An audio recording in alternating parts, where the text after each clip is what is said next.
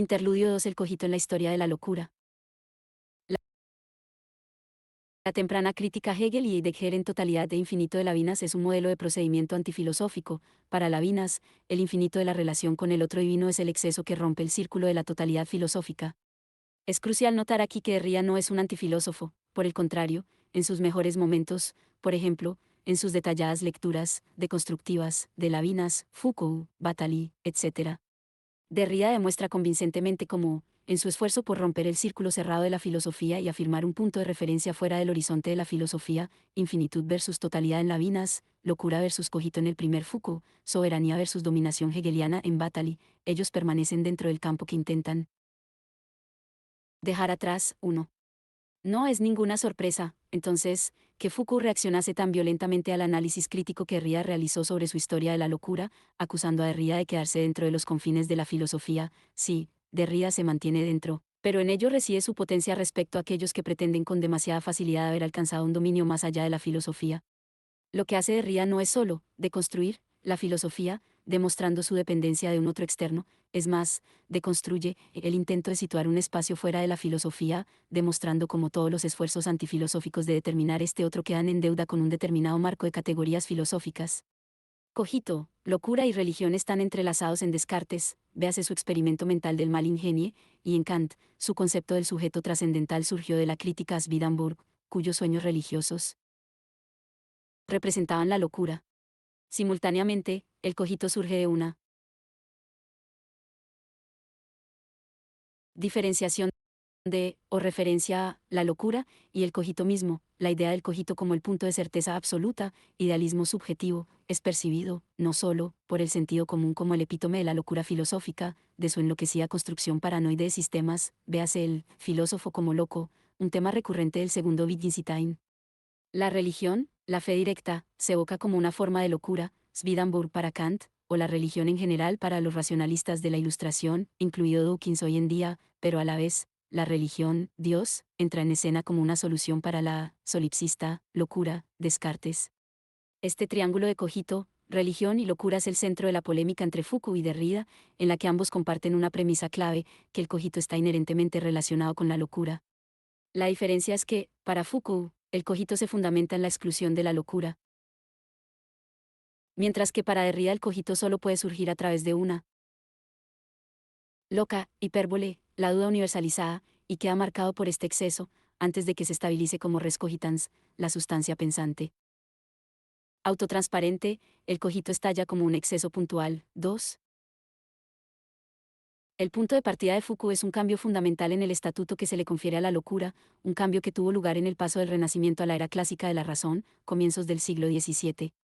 Durante el Renacimiento, Cervantes, Shakespeare, Erasmo, etc., la locura fue un fenómeno específico del espíritu humano, propio de la serie de profetas visionarios, poseídos, santos, payasos, demonólogos, etc.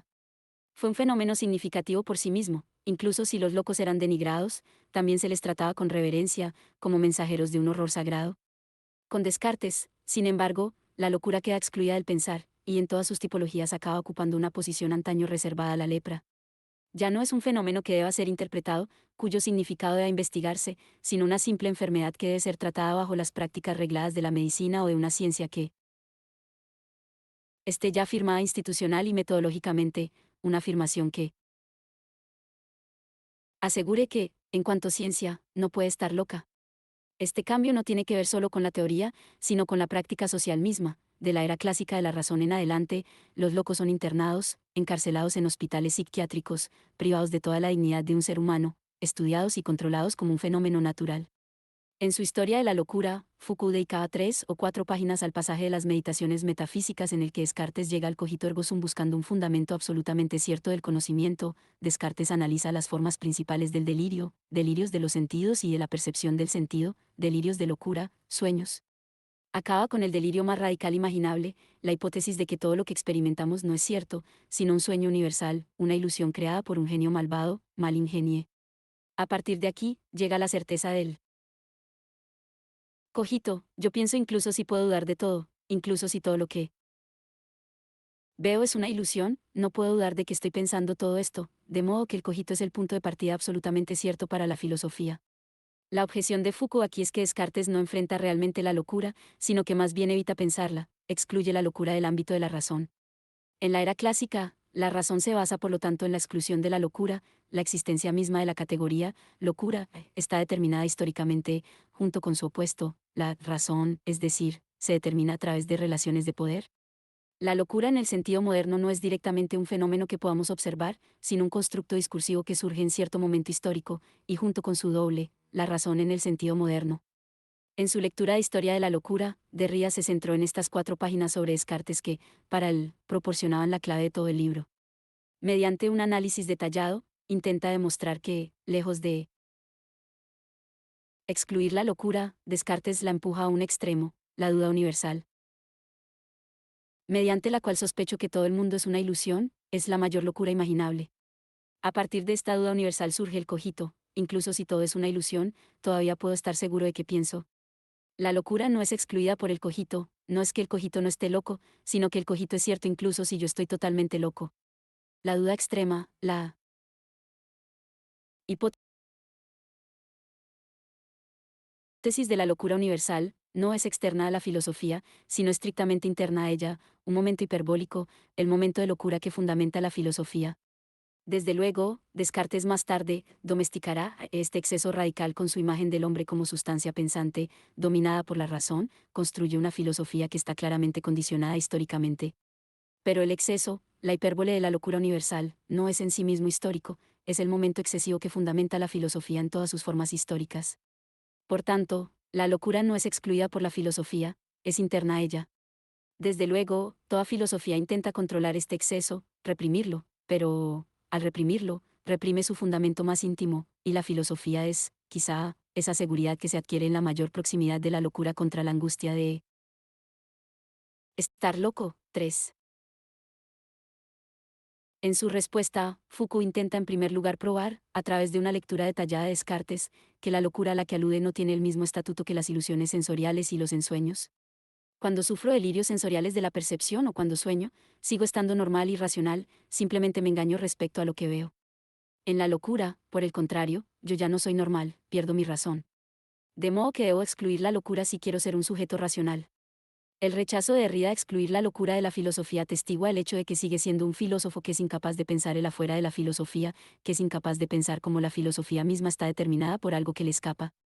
Respecto a la hipótesis de la duda universal y el genio malvado, no estamos tratando con la auténtica locura, sino con el sujeto racional que finge estar loco, que realiza un experimento racional sin perder nunca el control sobre él. Finalmente, en la última página de su respuesta, Foucault intenta identificar cuál es la diferencia esencial entre él y Derrida. Ataca, sin nombrarla, la práctica de la deconstrucción y el análisis textual, para el que no hay nada fuera del texto, de modo que nos vemos atrapados en un proceso infinito de interpretación. Foucault, por el contrario, no practica el análisis textual, sino que analiza los discursos, los dispositivos, las formaciones en que textos y afirmaciones se entrelazan con mecanismos extratextuales de poder y control. Lo que necesitamos no son análisis textuales más profundos, sino análisis del modo en que las prácticas discursivas se combinan con prácticas de poder y dominación. Se sostiene esta crítica a Derrida. Recorramos de nuevo el debate, esta vez tomando a Derrida como el punto de partida. Como dejó claro Derrida en su ensayo sobre historia de la locura de Foucault, la locura está inscrita en 2 niveles. Dentro de la historia del cogito. En primer lugar, a lo largo de toda la filosofía de la subjetividad desde Descartes, pasando por Kant, Schelling y Hegel, hasta Nietzsche y Husserl, el cogito está relacionado con su doble espectral, el parmácon, que es la locura. En segundo lugar, la locura está inscrita en la misma, historia del cogito, como parte de su génesis trascendental. El cogito escapa a la locura porque se mantiene fuera de su alcance.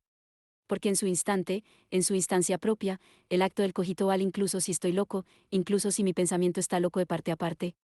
Descartes no encierra jamás a la locura, ni en la etapa de la duda natural ni en la etapa de la duda metafísica. Esté loco o no, cogito, sum, incluso si la totalidad del mundo no existe, incluso si el sinsentido ha invadido la totalidad del mundo, incluido el contenido de mi pensamiento, pienso, existo mientras que pienso. 4. Derrida no nos deja ninguna duda de que, una vez alcanzada esa punta, Descartes intenta reafirmarse, garantizar el cogito mismo en Dios. identificar el acto del cogito con el acto de una razón razonable. 5. Este camino de vuelta comienza desde el momento en que Descartes determina la luz natural, que en su fuente indeterminada tendría que valer incluso para los locos, en el momento en que se aleja de la locura al determinar la luz natural por medio de una serie de principios y axiomas. 6. El término luz aquí es crucial para medir la distancia de Descartes respecto al idealismo alemán, en el que precisamente el núcleo del sujeto ya no es luz, sino el abismo de la oscuridad, la noche del mundo. Este es, por lo tanto, el gesto interpretativo fundamental de Derrida, el de separar, en el cogito, por una parte la hipérbole, de la que digo que no se la puede encerrar en una estructura histórica de hecho y determinada, pues es proyecto de ser toda totalidad finita y determinada, y por otra parte aquello que en la filosofía de Descartes, o también en la que sostiene el cogito agustiniano o el cogito husserliano, forma parte de una estructura histórica de hecho. 7. Aquí, cuando Derrida afirma que la historicidad propia de la filosofía se encuentra y se constituye en la transición, en el diálogo entre la hipérbole y la estructura finita, en la diferencia entre historia e historicidad, quizá se queda demasiado corto. 8. Esta tensión puede parecer muy lacaniana, no es una versión de la tensión entre lo real, el exceso hiperbólico y su, en última instancia fracasada, simbolización. La matriz a la que llegamos es la de una oscilación eterna entre los dos extremos, el gasto radical, la hipérbole, el exceso, y su posterior domesticación, como la oscilación entre lo semiótico y lo simbólico en Cristeva. Ambos extremos son delirantes, ilusorios, el exceso puro así como el orden finito puro se desintegrarían, se cancelarían mutuamente. Tal enfoque obvia el punto auténtico de locura, que no es el exceso puro de la noche del mundo, sino la locura que supone la entrada a lo simbólico, la imposición de un orden simbólico al caos de lo real. 9. Si la locura es constitutiva, entonces todo sistema de sentido es mínimamente paranoide, loco. Recordemos de nuevo el eslogan de Brecht, que es robar un banco comparado con fundar uno nuevo, porque ahí reside la moraleja de una historia verdadera, de David Lynch, que es la ridículamente patética perversidad de figuras como Boy pero en Corazón Salvaje o Frank en Terciopelo Azul, comparadas con la decisión de cruzar todo el mapa central de los Estados Unidos. Subido sobre una cortadora de césped, con el propósito de visitar a un pariente moribundo. Comparados con este acto, los estallidos de rabia de Frank y Bobby no son sino teatralizaciones impotentes, más propias de decrépitos conservadores. Del mismo modo, podríamos decir, que es la locura causada por la pérdida de la razón, comparada con la locura que es la razón misma.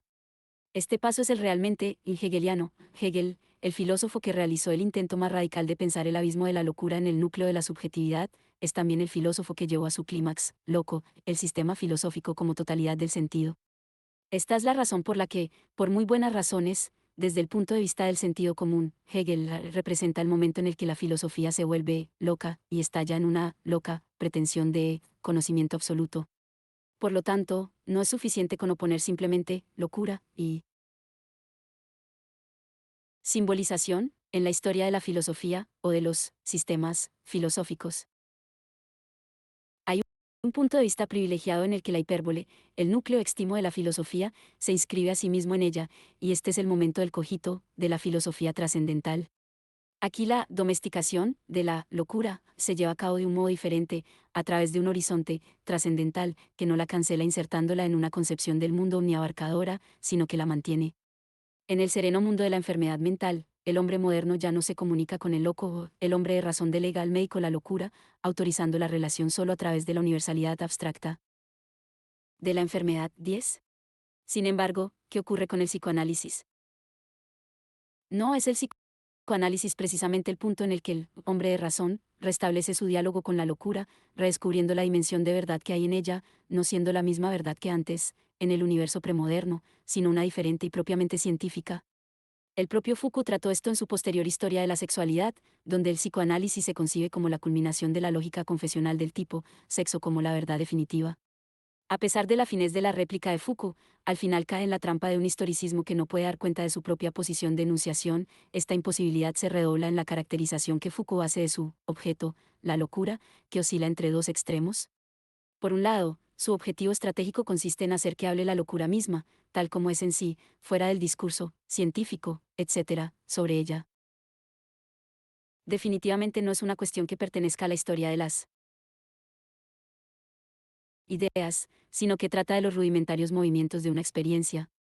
Una historia no de la psiquiatría, sino de la locura en su vivacidad, antes de que el conocimiento haya comenzado a mirarla de cerca. 11.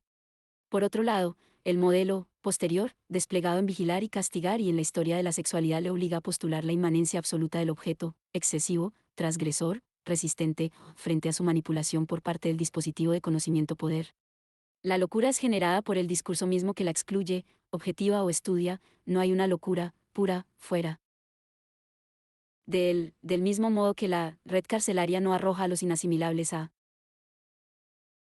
un confuso infierno, no hay afuera. 12. Del mismo modo que el hombre, liberado, es generado por el dispositivo que le controla y le regula, del mismo modo que el sexo, como exceso inasimilable, es en sí mismo generado por los discursos y prácticas que intentan controlarlo y regularlo.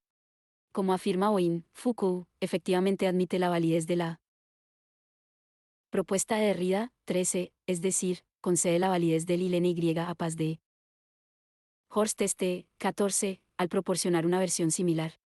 Cuando Foucault escribe que, quizá un día, la transgresión, parecerá tan decisiva para nuestra cultura, tan parte de su suelo, como la experiencia de la contradicción lo fue para el pensamiento dialéctico en un tiempo anterior. 15, no se equivoca, al olvidar que este día ya ha llegado, que la transgresión permanente ya es una característica clave del capitalismo tardío. Y esta es la razón por la que su objeción final al Ilene Y a paz de Horst Este Derrida parece equivocarse, al caracterizarlo como una reducción de las prácticas discursivas a las trazas textuales, elisión de los acontecimientos que se producen allí para no conservar más que las marcas para una lectura, invención de voces detrás de los textos para no tener que analizar los modos de implicación del sujeto en los discursos, asignación del originario como dicho y no dicho en el texto para no reemplazar las prácticas discursivas en el campo de las transformaciones en que se efectúan. 16. No sorprende que algunos marxistas se alinearan con Foucault aquí, concibiendo su polémica con Derrida como el último capítulo en la eterna lucha entre materialismo e idealismo, el análisis materialista de Foucault de las prácticas discursivas versus los juegos textuales interminables de Derrida. Un punto adicional a favor de Foucault parece ser que sigue siendo un historicista radical, al reprochar a Derrida su incapacidad para pensar la exterioridad de la filosofía. Así es como resume los elementos esenciales del debate. ¿Podría haber algo interior o exterior al discurso filosófico? Puede tener su condición en una exclusión, un rechazo, un riesgo eludido y, ¿por qué no?, en un miedo. Sospecha que Derrida rechaza con pasión. Pudenda origo, decía Nietzsche, a propósito de los religiosos y de su religión. 17. Sin embargo, Derrida está mucho más cerca de pensar esta externalidad que Foucault, para quien la exterioridad implica una reducción historicista simple que no puede dar cuenta de sí misma. Cuando se le preguntó a Foucault desde qué posición estaba hablando, empleó el barato truco retórico de afirmar que esta era una pregunta policial. ¿Quién eres tú para decir eso? Pero combinó su respuesta con la contradictoria afirmación de que la historia genealógica es una ontología del presente. Es fácil someter la filosofía a semejante reducción historicista, los filósofos pueden desechar fácilmente esta reducción externa por cuanto está basada en una confusión entre génesis y valor, es mucho más difícil pensar su exceso inherente, su núcleo extimo. Estas, pues, son las apuestas en juego en el debate, extimidad o externalidad directa. Este núcleo oscuro de locura en el corazón del cogito puede ser determinado también de un modo más genético. Daniel Dennett traza un paralelismo convincente y fructífero entre el entorno físico de un animal y el entorno humano, incluyendo no solo artefactos humanos, ropas, casas, herramientas, sino también el entorno virtual de la red discursiva, despojado de la red de discursos. Un ser humano individual es tan incompleto como un pájaro sin plumas, o una tortuga sin su caparazón. 18. Un hombre desnudo es el mismo sin sentido que un mono rapado, sin lenguaje, ni herramientas, etc. El hombre es un animal tullido. Esta carencia se suplementa con herramientas e instituciones simbólicas, de modo que resulta más válida aún esa idea que hoy en día es obvia para la cultura popular, tal como ilustran personajes como Robocop, el hombre como un superanimal tullido. Como pasamos del entorno natural al simbólico. Este paso no es directo, no se puede explicar dentro de una narrativa evolutiva continua, algo debe intervenir entre los dos, una especie de mediador evanescente, que no es ni naturaleza ni cultura. Este entre medias no es la chispa de logos que mágicamente se le confiere al Homo sapiens, permitiéndole formar su entorno simbólico virtual suplementario, sino precisamente algo que, aunque tampoco es ya naturaleza, todavía no es logos, y debe ser reprimido por el logos. El nombre freudiano para este entre medias es, desde luego, la pulsión de muerte. Quizá, incluso más que Descartes, el filósofo que representa el extremo de la locura es Nicolas Malebranche con su ocasionalismo. Malebranche, un discípulo de Descartes, abandona la ridícula referencia de este último a la glándula pineal como el punto de contacto entre la sustancia material y espiritual, entre cuerpo y alma. ¿Cómo debemos explicar entonces su coordinación, si no hay contacto entre los dos, ningún punto en el que un alma pueda actuar causalmente sobre un cuerpo, o viceversa? Puesto que las dos redes causales, la de las ideas en mi mente y la de las interconexiones corporales, son totalmente independientes, la única solución es una tercera y auténtica sustancia, Dios, que continuamente coordine y medie entre las dos, manteniendo así la apariencia de continuidad. Cuando pienso en alzar mi mano y mi mano se alza, mi pensamiento no causa directamente el movimiento de mi mano, sino solo, ocasionalmente, al advertir el pensamiento dirigido a alzar mi mano, Dios pone en movimiento la cadena material y causal que da lugar a que mi mano se alce de manera efectiva. Si reemplazamos a Dios por el gran otro, el orden simbólico, podemos ver la proximidad del ocasionalismo respecto a la posición de Lacan, como afirma Lacan en su polémica contra Aristóteles en su texto Televisión, la relación entre alma y cuerpo nunca es directa, puesto que el gran otro siempre se interpone entre los dos. 19. El ocasionalismo es esencialmente un nombre para la arbitrariedad del significante, para la fractura que separa a la red de ideas de la red causal corporal, real un nombre para él hecho de que es el gran otro el que da cuenta de la coordinación de las dos redes, de modo que cuando mi cuerpo muerde una manzana, mi alma experimenta una sensación placentera. Esta misma fractura era el objetivo de los antiguos sacerdotes aztecas que organizaban sacrificios humanos para asegurarse de que el sol volviera a asomarse en el cielo. El sacrificio humano era una apelación a Dios para que sostuviera la coordinación entre las dos series, la necesidad corporal y la concatenación de acontecimientos simbólicos. Por irracional que pueda parecer el sacrificio efectuado por el sacerdote azteca, su premisa subyacente es mucho más ingeniosa que nuestra típica intuición según la cual la coordinación entre cuerpo y alma es directa, es decir, que para mí es natural tener una sensación placentera cuando muerdo una manzana, puesto que esta sensación es causada directamente por la manzana. Lo que se pierde es el papel intermediario del gran otro a la hora de garantizar la coordinación entre la realidad y nuestra experiencia mental de ella. ¿No ocurre lo mismo con nuestra inmersión en la realidad virtual? Cuando alzo mi mano para empujar un objeto en el espacio virtual, este objeto se mueve efectivamente.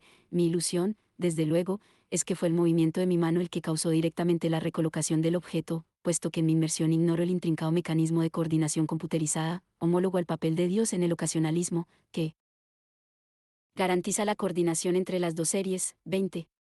Es un hecho bien conocido que el botón de cerrar la puerta en la mayor parte de ascensores es un placebo totalmente no funcional, colocado ahí solo para darnos la impresión de que de algún modo podemos acelerar las cosas. Cuando presionamos el botón de cerrar, la puerta tarda en cerrarse exactamente lo mismo que en el caso de que solo hubiéramos presionado el botón de llamada.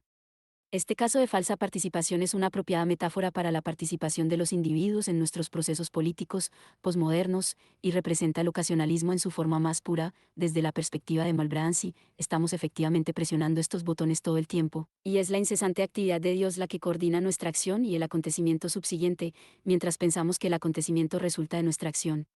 Por esta razón es crucial mantener abierta la radical ambigüedad del ciberespacio y cómo éste afectará a nuestras vidas, no depende de la tecnología como tal, sino del modo de su inscripción social. La inmersión en el ciberespacio puede intensificar nuestra experiencia corporal, una nueva sensualidad, un nuevo cuerpo con más órganos, nuevos sexos, pero también abre la posibilidad de que alguien manipule la maquinaria del ciberespacio para literalmente robar nuestro propio cuerpo virtual, privándonos de todo control sobre él, de modo que uno ya no se relacione con el propio cuerpo como si fuera todavía el suyo. Lo que nos encontramos aquí es la ambigüedad constitutiva del concepto de mediatización. 21. Originalmente este se refería al gesto mediante el cual un sujeto se veía privado de su derecho directo e inmediato a tomar decisiones. El gran maestro de la mediatización política fue Napoleón, que concedió a aquellos monarcas a los que sometía una apariencia de poder, mientras que de hecho no estaban ya en posición de ejercerlo. En un nivel más general, podría decirse que tal mediatización del monarca define a la monarquía constitucional. En ella, el monarca es reducido al mero gesto simbólico formal de poner el punto en la I, de firmar y conferir así fuerza performativa a los edictos cuyo contenido ha sido determinado por el gobierno electo. Y, mutatis mutandis, no se aplica lo mismo para la progresiva digitalización de nuestra vida cotidiana, en la que el sujeto también está cada vez más mediatizado, imperceptiblemente privado de su poder, mientras permanece bajo la falsa impresión de que éste se ha incrementado. Cuando nuestro cuerpo es mediatizado, se ve inmerso en la red de los medios electrónicos, se ve simultáneamente expuesto a la amenaza de una proletarización radical. El sujeto se puede reducir a la pura dólar, puesto que el otro mecánico puede robar, manipular o regular incluso mi propia experiencia personal. Puede verse, de nuevo, que la perspectiva de una virtualización radical confiere al ordenador una posición estrictamente homóloga a la de Dios en el ocasionalismo malebranchiano, puesto que el ordenador coordina la relación entre mi mente y lo que experimento como el movimiento de mis miembros. En la realidad virtual, uno puede imaginarse fácilmente un ordenador que escape a todo control y comience a actuar como un Dios malvado que perturba esa coordinación. Cuando la señal mental de alzar mi mano se suspende o incluso es contrarrestada en la realidad virtual, entonces se ve socavada la experiencia más esencial que tengo del cuerpo en cuanto mío.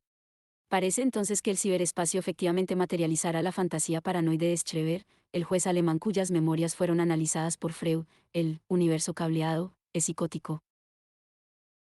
En la medida en que parece materializar la alucinación de Schreber de unos rayos divinos con los que Dios controla directamente la mente humana. En otras palabras, la externalización del gran otro en el ordenador no da cuenta de la inherente dimensión paranoica del universo cableado. O, por decirlo de otro modo, el lugar común es que la habilidad para subir la conciencia a un ordenador finalmente libera a la gente de sus cuerpos, pero también libera a las máquinas de su gente. Lo que nos lleva de vuelta a la trilogía Matrix de los hermanos Wachowski, la Matrix definitiva, aún más que el dios de Berkeley, que sostiene el mundo en su mente, es el dios ocasionalista de Malebranche. ¿Qué es entonces Matrix? Es el gran otro, lacaniano, el orden simbólico virtual, la red que estructura la realidad para nosotros. Esta dimensión del gran otro es la alienación constitutiva del sujeto en el orden simbólico. El gran otro maneja los hilos, el sujeto no habla, es hablado por la estructura simbólica. En resumen, este gran otro es otro. Nombre de la sustancia social, la agencia gracias a la cual el sujeto nunca domina plenamente los efectos de sus actos, gracias a la cual el resultado final de su actividad es siempre diferente del que pretendía.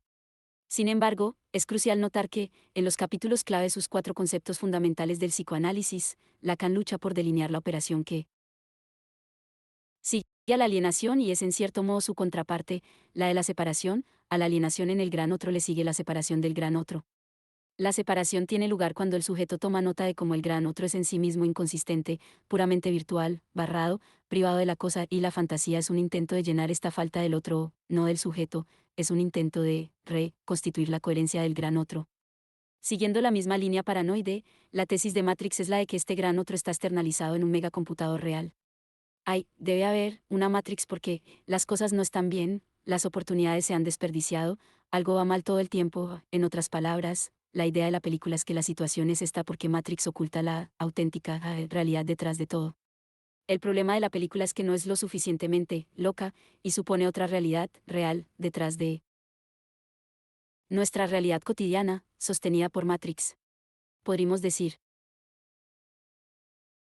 kantianamente, que el error de la teoría conspiratoria es equivalente al paralogismo de la razón pura, a la confusión entre los dos niveles, la sospecha, de la opinión recibida, científica, social, etc., como posición metodológica formal, y la positivación de esta sospecha en una parateoría global uniexplicativa. El exceso de locura en el corazón del cogito está por lo tanto estrechamente vinculado al tema de la libertad. El antagonismo del concepto kantiano de libertad, la expresión más concisa del antagonismo de la libertad en la vida burguesa misma, no se encuentra allí donde la sitúa Adorno. Una ley autoimpuesta implica que la libertad coincide con la autoesclavización y la autodominación, que la espontaneidad kantiana es en realidad su opuesto, autocontrol total, la frustración de todo ímpetu espontáneo, sino que está mucho más en la superficie, como afirma Robert Pippin, 22.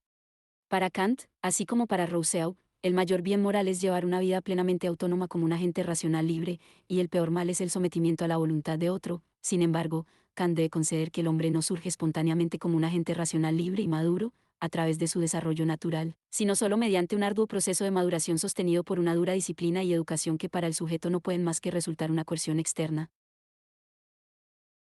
Las instituciones sociales, tanto para alimentar como para desarrollar tal independencia, son necesarias y son consistentes con su realización, no la frustran. Pero con la libertad entendida como una agencia causal del individuo, esto siempre parecerá una necesidad externa, que tenemos buenas razones para intentar evitar. Esto crea el problema de encontrar una forma de dependencia que pueda ser considerada constitutiva de la independencia y que no pueda entenderse como un mero compromiso con la voluntad particular de otro, o como un tema separado, marginal, en el pensamiento tardío de Kant. Esta es, en efecto, la antinomia contenida en los conceptos burgueses de individualidad, responsabilidad individual, 23. Aquí uno puede sin duda imaginarse a Kant como un precursor inesperado de la tesis de Foucault, en Vigilar y Castigar, sobre la formación del individuo libre mediante un complejo conjunto de microprácticas disciplinarias. Y, como Pippin no duda en señalar, esta antinomia estalla incluso más intensamente en las reflexiones sociohistóricas de Kant, centradas en el concepto de insocial sociabilidad, que es la concepción kantiana de la relación histórica entre democracia y monarquía, sino esta misma tesis, el vínculo entre libertad y sumisión a una autoridad superior, aplicada al propio proceso histórico.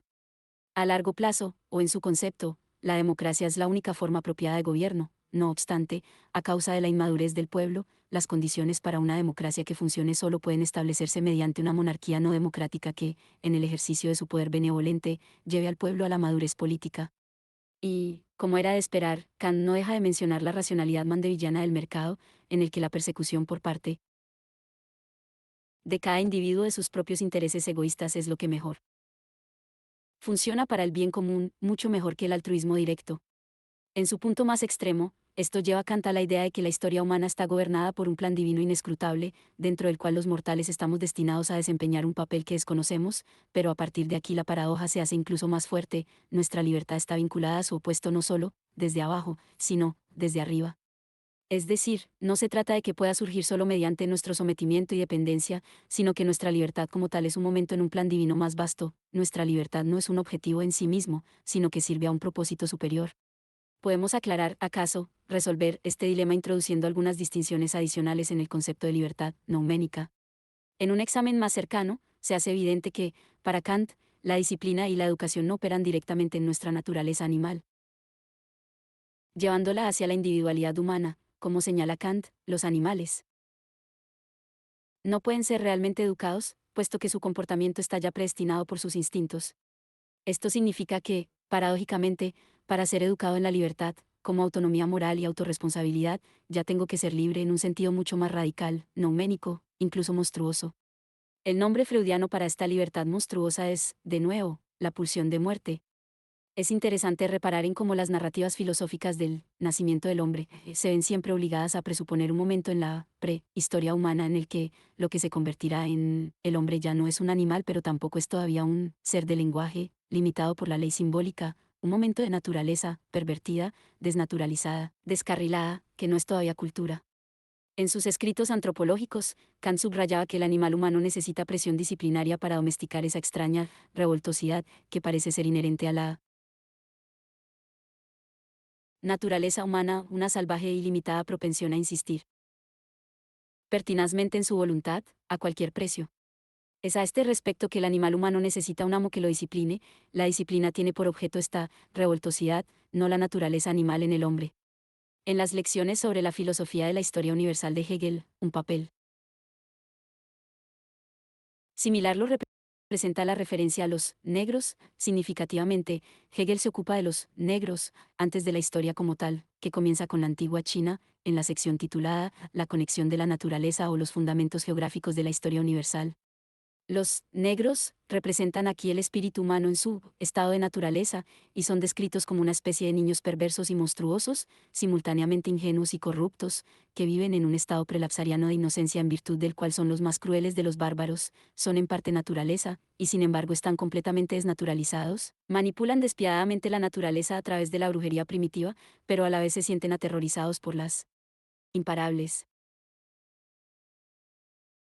fuerzas naturales, son cobardes despreocupadamente valientes. 24. Este entre medias es lo reprimido de la forma narrativa, en este caso, del gran relato de Hegel sobre la sucesión histórica universal de formas espirituales, pero lo reprimido no es la naturaleza como tal, sino la ruptura misma con la naturaleza, que es, más tarde, suplementada por el universo virtual de narraciones. Según Schelling, antes de su afirmación como el medium de la palabra racional, el sujeto es la infinita carencia de ser, un Endlichement Galansein, el gesto violento de contracción que niega todo ser fuera de sí mismo. Esta idea también forma el núcleo del concepto hegeliano de locura, cuando Hegel determina la locura como un retirarse del mundo real, el cerrarse del alma sobre sí misma. Su contracción se apresura a concebir este retiro como una regresión al nivel del espíritu animal, todavía inmerso en su entorno natural y determinado por el ritmo de la naturaleza, noche y día, etc. Pero no Equivale este retiro, por el contrario, a un cortar los vínculos con el Umwelt, el final de la inmersión del sujeto en su entorno natural inmediato, y no es, como tal, el gesto fundador de la humanización. Este retiro en el yo que Descartes alcanza mediante la duda universal y su reducción al cogito, ¿no fue lo que, como señaló Derrida, implica también un paso por el momento de locura radical? Esto nos lleva a la necesidad de la caída, dado el vínculo kantiano entre dependencia y autonomía, la caída es inevitable, un paso necesario en el progreso moral del hombre. Es decir, en términos kantianos, la caída es la renuncia a mi autonomía ética radical, cuando me refugio en una ley heterónoma, en una ley que se vive como algo impuesto desde fuera. La finitud en la que busco apoyo para evitar el vértigo de la libertad es la finitud de la ley externa heterónoma misma. Ahí reside la dificultad de ser kantiano. Todo padre sabe que las provocaciones del niño, por salvajes y transgresoras, que parezcan, en última instancia esconden y expresan una exigencia a la figura de autoridad para que imponga límites claros, trazar una línea que signifique, hasta aquí, y no más allá, permitiendo al niño que se haga un mapa claro de lo que es posible y lo que no. ¿Y no vale lo mismo también para las provocaciones del histérico? Esto, precisamente, es lo que el analista se niega a hacer, y esto es lo que hace del algo tan traumático para el analizante, paradójicamente, lo que es. Liberador es el planteamiento de un límite claro, y es la ausencia misma de límites claros la que se vive como asfixiante. Esta es la razón por la que la autonomía kantiana del sujeto es tan difícil. Esta supone precisamente que no hay nadie más, ningún agente externo de la autoridad natural, que pueda hacer el trabajo por mí, que yo mismo debo marcar el límite de mi revoltosidad natural. Aunque Kant, como es sabido, escribiera que el hombre es un animal que necesita un amo, esto no debería engañarnos. Lo que Kant quería señalar no era el tópico filosófico según el cual, a diferencia de los animales, cuyos patrones conductuales están fundamentados en sus instintos heredados, el hombre carece de tales coordenadas, y por lo tanto éstas deben serle impuestas desde fuera, a través de una autoridad cultural. El auténtico objetivo de Kant es el de señalar que la propia necesidad de un amo externo es en sí un señuelo engañoso, el hombre necesita de un amo para ocultarse así mismo el problema de su libertad y su responsabilidad personal. En este sentido, un ser humano ilustrado y auténticamente maduro es un sujeto que ya no necesita un amo, que pueda asumir plenamente la pesada carga de definir sus propias limitaciones. Esta lección básica kantiana, y también hegeliana, la expresó muy claramente Chesterton: todo acto de la voluntad es un acto de autolimitación. Desear la acción es desear la limitación. En este sentido, todo acto es un acto de autosacrificio. 25. La lección que se extrae aquí es plenamente hegeliana, la oposición externa entre libertad, espontaneidad trascendental, autonomía moral y autorresponsabilidad, y esclavitud, sumisión, tanto a mi propia naturaleza y sus instintos patológicos, como a un poder externo, debe transferirse a la libertad misma entendida como el lugar del antagonismo más alto, entre libertad monstruosa, revoltosidad, y auténtica libertad moral. Sin embargo, un posible contraargumento aquí podría ser que este exceso nouménico de libertad, la revoltosidad kantiana, la hegeliana, noche del mundo, es un resultado retroactivo de los propios mecanismos disciplinarios, siguiendo la línea paulina, la ley crea la transgresión, o Foucaultiana. Las propias medidas disciplinarias que intentan regular la sexualidad generan el sexo, como un exceso escurridizo, el obstáculo crea aquello que intenta controlar. Estamos tratando entonces con el círculo cerrado de un proceso que postula sus propias presuposiciones. Nuestra apuesta es que el círculo dialéctico hegeliano de postulación de presuposiciones, lejos de estar cerrado, genera su propia apertura y, de este modo, el espacio para la libertad. Para poder ver esto, debe comenzarse por lo que parece ser lo opuesto de la libertad, la ciega costumbre mecánica. En el cambio de Aristóteles a Kant, a la modernidad con su sujeto entendido como pura autonomía, el estatuto del hábito cambia a sí mismo de regla orgánica interior a algo mecánico, opuesto a libertad humana. La libertad humana nunca puede convertirse en hábito, ni en descontrol. Si se convierte en hábito, ya no es auténtica libertad. Por eso Thomas Jefferson escribió que, para seguir siendo libres, las personas deben rebelarse contra el gobierno. Cada par de décadas. Este aspecto alcanza su apogeo en Cristo, que es la figura del acontecimiento puro. Lo otro del hábito. 26. Hegel ofrece aquí un desvío que es inmanente a la modernidad kantiana. Como advierte Catherine Malraux, la filosofía del espíritu de Hegel comienza con un estudio del mismo tema con el que acaba la filosofía de la naturaleza, el alma y sus funciones. Este reolamiento ofrece una pista de cómo conceptualiza Hegel la transición de la naturaleza al espíritu, no como una subsunción y superación, sino como una reduplicación, un proceso mediante el cual el espíritu se constituye en y como segunda naturaleza. 27. El nombre de esta segunda naturaleza es hábito. De modo que no se trata de que el espíritu humano rompa con la naturaleza a través de la explosión creativa del espíritu, que entonces queda habituado, alienado, convertido a una rutina automática. La reduplicación de la naturaleza en segunda naturaleza es originaria, solo esta reduplicación abre el espacio para la creatividad espiritual. Quizá este concepto hegeliano de hábito nos permita explicar la figura del zombi, que se arrastra lentamente de un modo catatónico pero sigue persistiendo eternamente en su existencia. ¿No son acaso los zombis las figuras por antonomasia del hábito en su forma más elemental, previa al surgimiento de la inteligencia, lenguaje, conciencia y pensamiento? 28. Esta es la razón por la que la aparición más impactante de un zombi se da cuando este es alguien que conocíamos antes, cuando todavía estaba vivo y era normal. Para el protagonista de una película de zombies, el shock llega cuando reconoce al antes amistoso vecino en esa terrorífica figura que le persigue sin piedad. 29. Lo que Hegel afirma sobre los hábitos debe aplicarse entonces a los zombies. En el nivel más elemental de la identidad humana, todos somos zombies. Nuestras actividades humanas, superiores y libres, dependen del funcionamiento fiable de nuestros hábitos zombies. En este sentido, ser un zombie es el grado cero de la humanidad, el núcleo inhumano o mecánico de la humanidad. Encontrar a un zombie no supone el shock de encontrar una entidad extraña, sino el terror de enfrentarse al fundamento denegado de nuestra propia humanidad. 30. La concepción hegeliana del hábito está inesperadamente cerca de la lógica de lo que Ría llamaba Parmacon, el ambiguo suplemento que es a la vez una fuerza de muerte y una fuerza de vida. El hábito es, por un lado, el aburrimiento de la vida, su mecanización. Hegel la caracteriza como un mecanismo de autosentimiento. 31. Cuando algo se convierte en hábito, esto significa que su vitalidad se ha perdido y lo repetimos mecánicamente, sin ser conscientes de ello. El hábito aparece entonces como lo opuesto a la libertad. La libertad significa hacer elecciones creativas, inventar algo nuevo, en resumen, romper con los viejos hábitos. Pensemos en el lenguaje, cuyo aspecto, habitual, se puede observar en los saludos ritualizados. Hola, ¿cómo estás? Me alegro de verte. No queremos decir eso realmente, no hay ninguna intención auténtica en ello, es solo hábito. Por otro lado, Hegel subraya una y otra vez que no hay ninguna libertad sin hábito. El hábito es lo que proporciona el trasfondo y la base para todo ejercicio de libertad.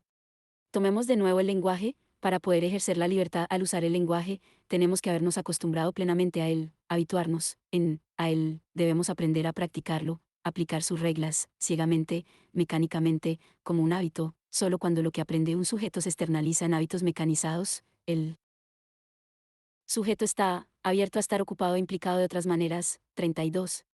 Y no solo el lenguaje, para que el sujeto humano pueda ser capaz de ejercer funciones superiores, propias del pensamiento creativo y del trabajo, deben convertirse en hábitos un conjunto mucho más complejo de actividades espirituales y corporales. Las operaciones que realizamos todo el tiempo sin pensar, como andar, comer, sujetar cosas y demás, deben aprenderse y convertirse en hábitos involuntarios. A través de los hábitos, un ser humano transforma su cuerpo en un medio móvil y fluido, un instrumento del alma, que nos sirve sin que tengamos que concentrarnos conscientemente en él. En pocas palabras, a través de los hábitos, el sujeto se apropia de su cuerpo. Como señala Alain en su comentario sobre Hegel. El momento de la liberación es el hábito. El cuerpo ya no es un ser hostil, que se subleva contra mí, él se encuentra penetrado por el alma, y deviene su instrumento, pero al mismo tiempo, el cuerpo es pensando como tal, el cuerpo está como fluido, y el pensamiento se expresa en él sin comprometer en estos actos la conciencia y la reflexión. 33. El acto de vivir, llevar una vida, nos dice Hegel, es para nosotros algo que debemos aprender como un hábito, comenzando con el nacimiento mismo. Recordemos cómo, segundos después del nacimiento, el bebé debe ser golpeado para que recuerde respirar, de otro modo, si olvidara respirar, moriría. Desde luego, como nos recuerda Hegel, un ser humano también puede morir a causa de un hábito, los seres humanos incluso mueren como resultado del hábito, es decir, si se han acostumbrado totalmente a la vida, tullidos espiritual y físicamente. 34. Nada les dado, de manera natural, al ser humano, incluyendo el caminar y el ver.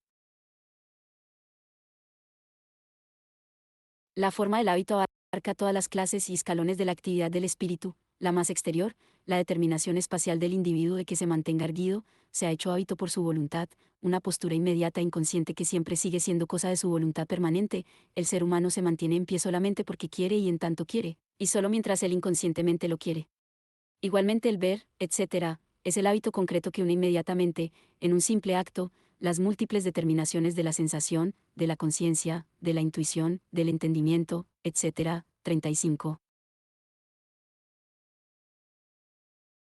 El hábito es, por lo tanto, voluntad, despersonalizada, una emoción mecanizada. Una vez que me habitúo a estar de pie, lo hago sin desearlo conscientemente, puesto que mi voluntad está encarnada en el hábito.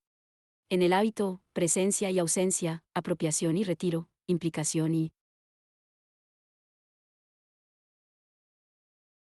desimplicación, interés y desinterés, subjetivación y objetivación, conciencia e inconsciencia, están extrañamente entrelazados. El hábito es la inconsciencia necesaria para el funcionamiento mismo de la conciencia. Que el alma se hace así ser abstracto universal, y que lo particular de los sentimientos, también de la conciencia, se reduzca a una determinación que solamente está haciendo en ella, es el hábito. De esta manera el alma tiene en posesión el contenido, y de tal modo lo contiene en ella que en esas determinaciones no está como sentiente, no está distinguiéndose de ellas en relación a ellas abismada aún en ellas, sino que las tiene dentro de sí inconscientemente, sin sentirlas, y en ellas se mueve. Es libre respecto de ellas en tanto en ellas no se interesa ni se ocupa, existiendo en estas formas como posesión suya, el alma está abierta a otras actividades y ocupaciones tanto de la sensación como de la conciencia del espíritu en general. Este figurarse de lo particular o corporal de las determinaciones del sentimiento en el ser del alma parece como una repetición de las mismas, y la generación del hábito como una ejercitación. 36. Y lo mismo vale respecto a mis emociones, mostrarlas no es un acto puramente natural o espontáneo, aprendemos a llorar o reír en los momentos apropiados, recordemos que para los japoneses la risa funciona de un modo diferente que para nosotros en Occidente, reír puede ser también un signo de vergüenza o pudor.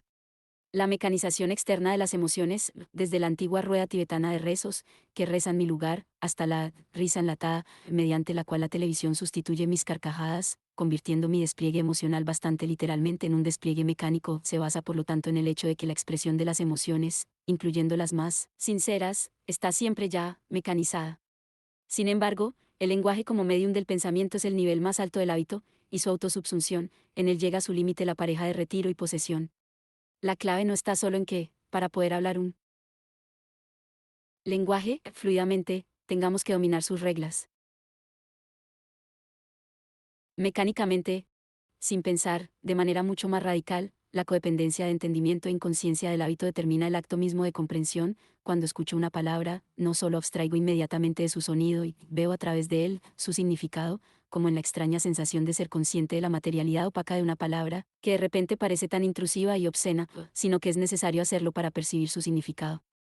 Si para Hegel el hombre es fundamentalmente un ser de hábito, si los hábitos se hacen reales cuando se adoptan como reacciones automáticas que ocurren sin la participación consciente del sujeto, y si localizamos el núcleo de la subjetividad en su capacidad para realizar actos intencionales y alcanzar metas conscientemente, entonces, paradójicamente, el sujeto humano es en su parte más esencial un sujeto que desaparece. 37.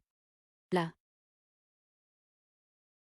espontaneidad irreflexiva del hábito. 38. Da cuenta de la bien conocida paradoja de elegir subjetivamente una necesidad objetiva, de desear que ocurra lo inevitable, a través de esta elevación al hábito, una reacción que antes era algo impuesto exteriormente sobre mí ahora es internalizada, transformada en algo que yo realizo automática y espontáneamente, desde dentro. Un cambio venido de afuera se muda, si se repite, en una tendencia interna al sujeto. El cambio se transforma entonces en disposición, y la pasividad de la recepción se convierte en actividad.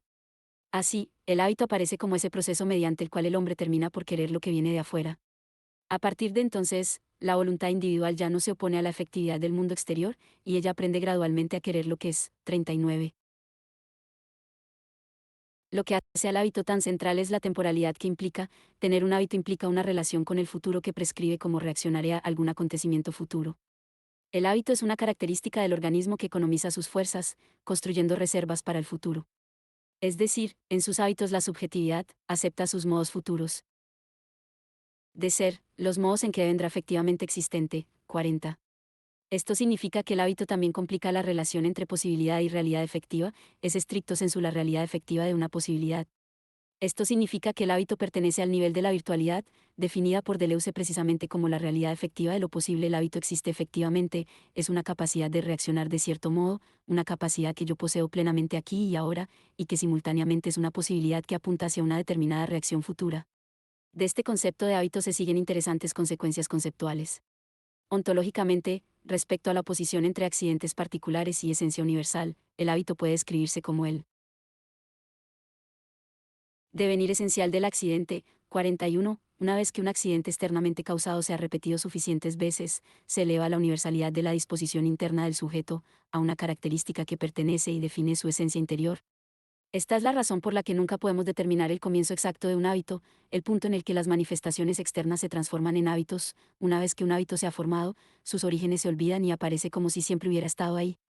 La conclusión es clara y casi sartreana: el hombre no tiene sustancia permanente o esencia universal, es una criatura de hábitos, un ser cuya identidad se forma a través de la elevación de encuentros o accidentes externos contingentes a un hábito universal interno. Alisat, o ¿significa esto que solo los humanos tienen hábitos? Aquí Hegel es mucho más radical, da un decisivo paso adelante y deja atrás la vieja oposición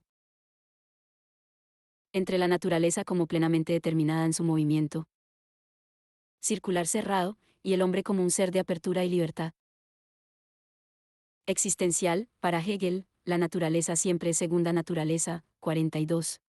Todo organismo natural debe regular su interacción con el entorno y la asimilación del entorno en su ser, mediante procedimientos de hábito que se reflejan en el organismo, como sus disposiciones internas o sus interacciones externas. A causa del estatuto virtual de los hábitos, adoptar un hábito nuevo no es simplemente cuestión de cambiar una propiedad real del sujeto, más bien implica una suerte de reflexividad, un cambio en la disposición del sujeto que determina su reacción a los cambios, un cambio en el tipo de transformaciones a las que el sujeto es sometido. El hábito no introduce simplemente la mutabilidad en algo que de otro modo continuaría idéntico, sugiere un cambio dentro de una disposición, dentro de su potencialidad, dentro del carácter interno de aquello en lo que el cambio acaece, que a su vez no cambia. 43.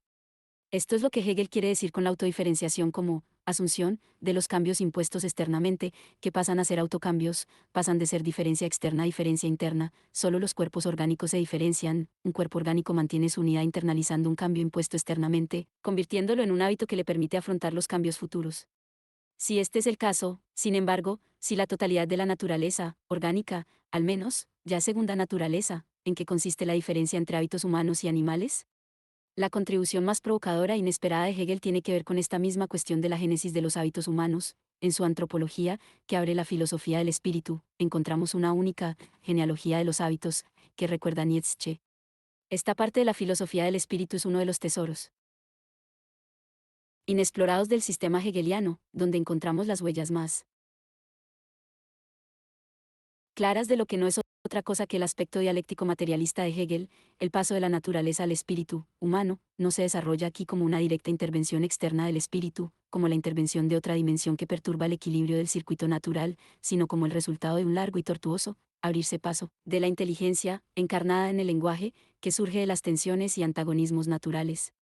Este paso no es directo, pues el espíritu, en la forma de inteligencia humana mediada por el discurso, no domina directamente los procesos biológicos. La base material del espíritu seguirá siendo siempre un hábito presimbólico, prelingüístico. De modo que, ¿cómo surge el hábito?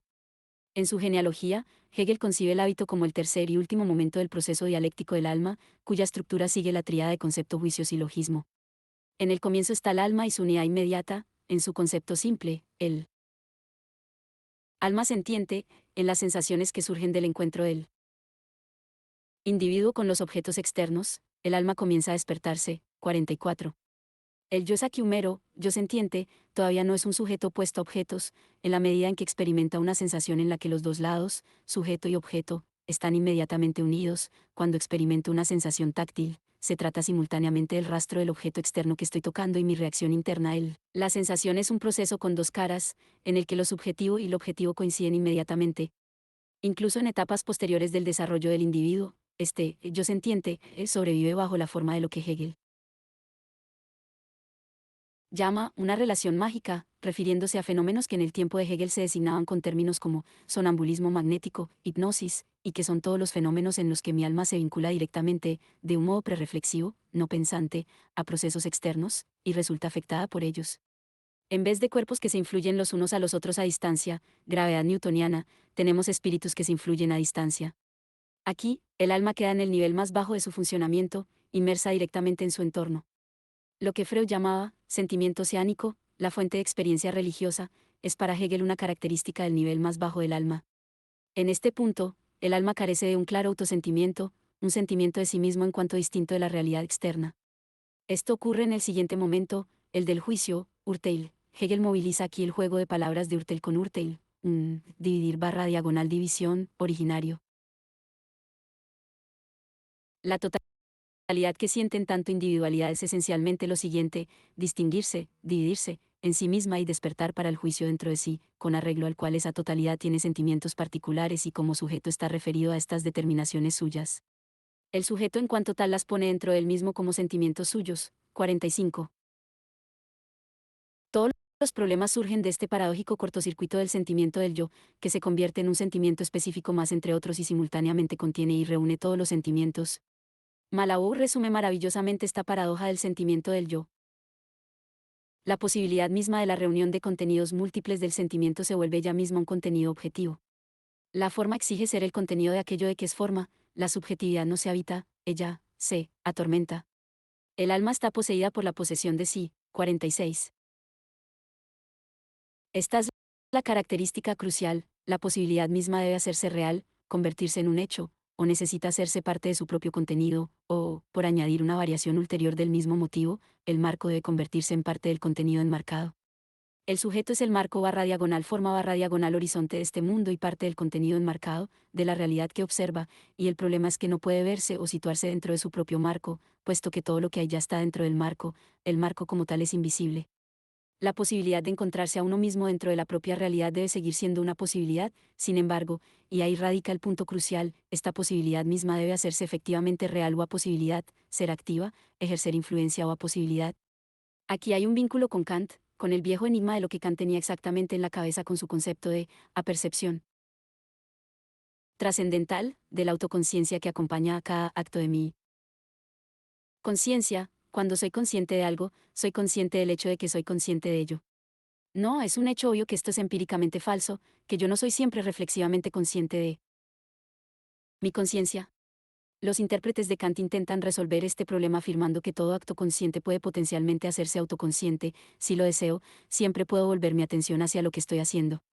No obstante, esta solución no es lo suficientemente sólida. La percepción trascendental no puede ser un acto que nunca necesite ocurrir realmente y simplemente podría haber pasado en cualquier momento. La solución a este dilema está precisamente en el concepto de virtualidad en el sentido de Leuciano, como realidad efectiva de lo posible, como una entidad paradójica cuya mera posibilidad produce o tiene efectos reales. ¿No es este virtual lo simbólico como tal? Pensemos en el caso de la autoridad simbólica: para funcionar como una autoridad efectiva, debe permanecer no plenamente real, como una amenaza eterna. Este es, por lo tanto, el estatuto del yo. Su autoconciencia es, por decirlo así, la realidad efectiva de su propia posibilidad. Consiguientemente, lo que acosa al sujeto es su inaccesible yo.